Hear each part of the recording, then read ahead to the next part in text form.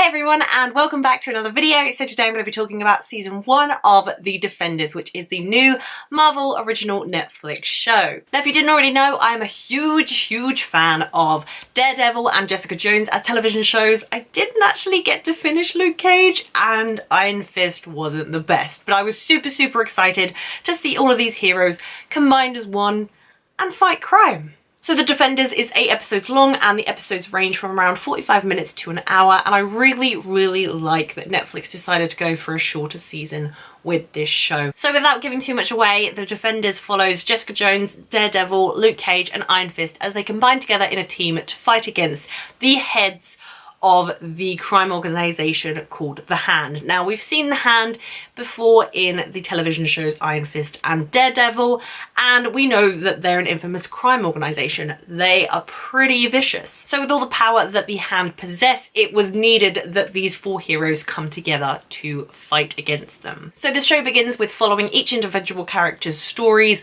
where they left off in their respective seasons. So Daredevil season 2, Jessica Jones, Luke Cage and Iron Fist season 1.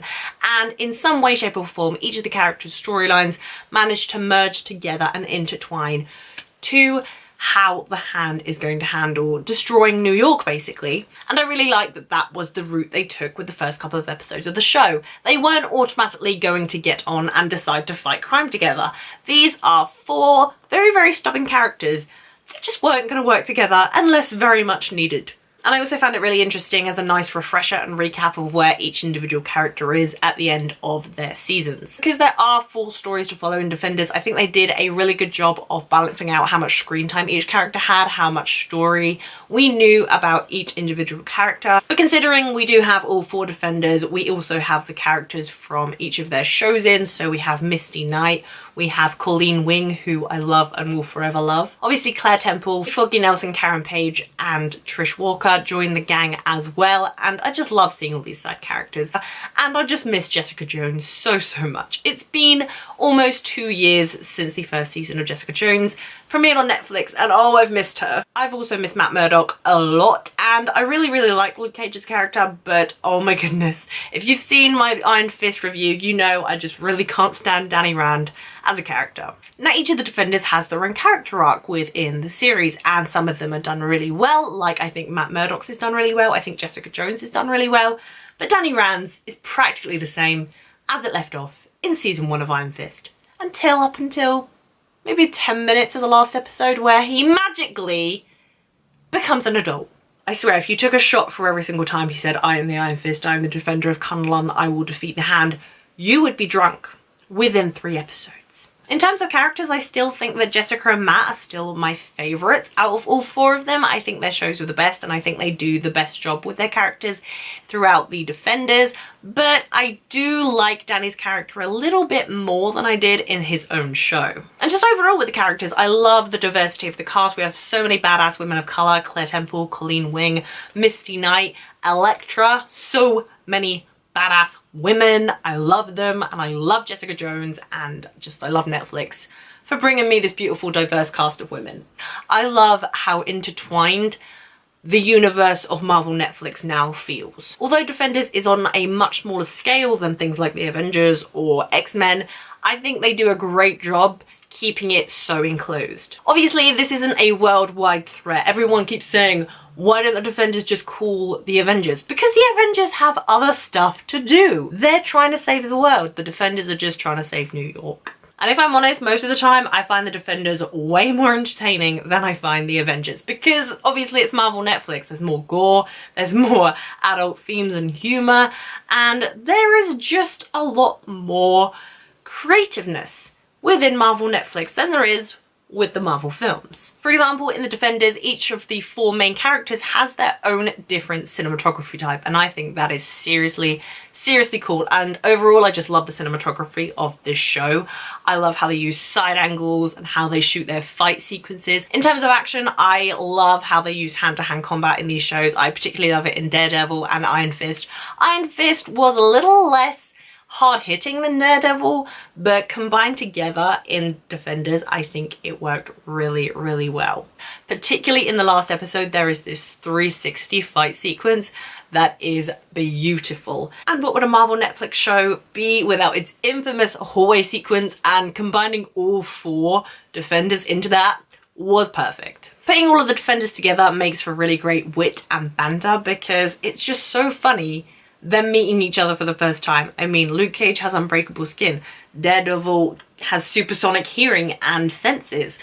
Iron Fist has a freaking glowing hand, and then Jessica's just like, what? She is like the most normal out of all of them, and I think the fact that they're meeting each other, they make it so meta and so self-aware, it is absolutely hilarious. And now that all the Defenders are combined, people can actually tell Danny to chill out with the whole Iron Fist thing. There were so many brilliant lines of Colleen saying that he is still a child trapped in his adult body, and it's just fantastic how everyone is acknowledging how annoying Danny is.